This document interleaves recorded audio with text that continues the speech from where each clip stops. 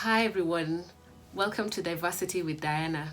Really, Diversity with Diana came to me as an idea for a podcast, and based on what was happening to the ratings and the numbers of people tuning in to listen to my podcast, it turned out to be more engaging on Instagram and Facebook. Therefore, I decided to expound it, and now it's actually I upload it as a podcast, the audio file of it on SoundCloud. I upload the visual bit of it, which is the video, on YouTube, and I do the same on Facebook and Instagram. So this week, or rather today, I am here to discuss about the third week of learning from Tech Change course, which is How to Teach Online, TC 104. I signed up to this course because I wanted to be able to be a meaningful educator or infotainer, if you'd like to say that, online, and I wanted it to be more meaningful. Facilitated learning is hosting online webinars or moderating online conversations or discussions. Now, the first thing that we're supposed to do is actually build an online community. By building a community, whether you're hosting a webinar or maybe just moderating a discussion, specific topic, or a forum, is that then you have a group, a community, a network of people that engage with you on that specific topic, give you good feedback, you have meaningful engagement with them, and you're able to learn from each other. Learning is a never-ending process, and therefore when you build an online community, you're actually able to have a relationship there, a relationship of the people that you're with. You're able to share your skills and knowledge with each other. You're able to actually have a beautiful time. You reflect with each other. You learn and grow continuously. Therefore, building a community actually involves using blended approaches. Blended approaches by saying that if today you have a webinar, then tomorrow you have an online discussion. That way the members of the community will thrive best in whichever media they're best suited in sharing their information. Beyond building an online community, we talked about having forums and chats engagement being put well together.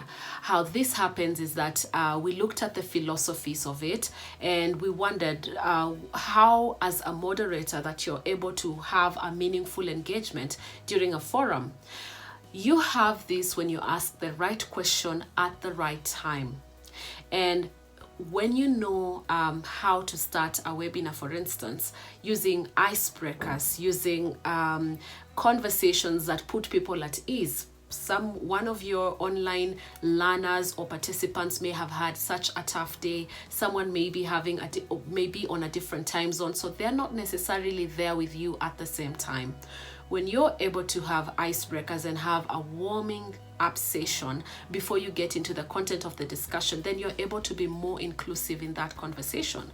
So I learned about the philosophies and the tips of keeping the conversation going, the tips about including everyone in the conversation so that nobody is left behind. The third critical point during the facilitated learning experience was incorporating assessments, and these assessments could be knowledge assessments, skills assessments, and attitude assessments. They all have their own different values and meanings to it. For example, you can check whether the skills and the knowledge are being learned. When you look at skills, you actually look at research. Does the student or the participant understand the research that went into that skill being developed or that skill being harnessed in a particular way? In terms of attitudes, this is just journaling, having an experience where your participants are able to know what they learned in the first week, what they learned in the second week, and that progressive learning acknowledgement is what actually builds into your course being, or your online discussion being, very meaningful and impacting your participants. We finally looked at webinars under the facilitated learning, and in the webinars we actually looked at the providers, we looked at Zoom, we looked at WebEx, we looked at blogs where people have researched more on Zoom, the etiquette of moderating a session or being a host of an online webinar. We also looked at the equipment that is required for hosting such an online webinar. For example, your lighting, and I actually have my lighting right behind there. We looked at the audio equipment. Today I'm using this as my audio equipment. And then we also looked at the equipment, the camera itself. I'm using my iPhone today. Participant engagement. And this is where it gets very critical. We looked at the breakout rooms, how to coordinate them or how to organize them and manage them and ensure that there's interaction and meaningful engagement among the learners.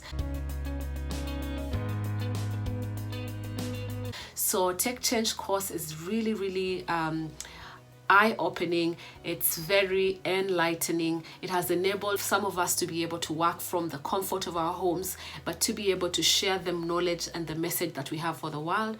Those of us in the NGO space who want to use the online digital platforms for advocacy, we've been able to speak about it on police brutality, on gender inclusion, on youth inclusion, and many other different societal issues that affect us. So thank you so much to the Tech Change course instructors, the founders, the whole team. It has been very lovely, and I do hope that this video will be able to be used to encourage other students like me who are in whatever part of the world, because I'm all the way down here in Africa, to be able to look at the course, enroll in it, and get value in it. Thank you very much. Goodbye.